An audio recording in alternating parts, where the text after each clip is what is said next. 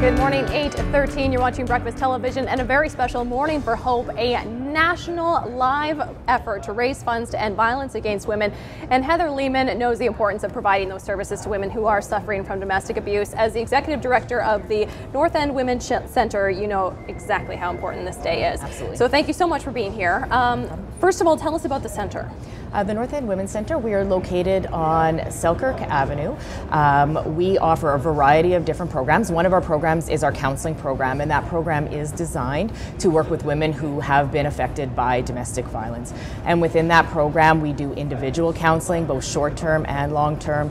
We provide group support, so a variety of different groups, up to 6 in a year, that are surrounding issues that women who have been in a domestic violence situation may have dealt with, so self-esteem, domestic violence, healthy relationships, grief and loss. Every year we kind of do different ones, healing from trauma. Groups are really important for women who have been in domestic violence situations because they can get support from each other. So I think that can be really empowering for a woman. So not only are they hearing the experiences of the other women, not feeling so alone that they're the only ones that went through it, but they're also helping the other women in the group. And that can be a very empowering process for someone who's feeling very helpless or hopeless.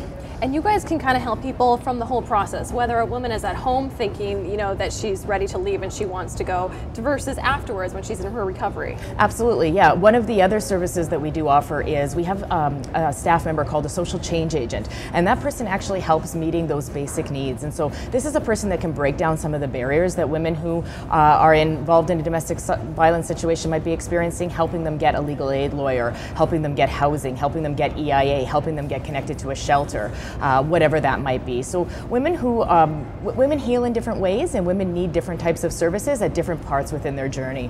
And so one of the things about our center is that we just provide non-judgmental support, and we walk with the women where they are at when they're there and just support them with what they are needing. Well, the resources are critical for women who want to leave and go into a safe environment, but there's only so much you can do with the funds that you are given. And you guys actually have a waiting list right now? Absolutely, yeah. We always have a waiting list.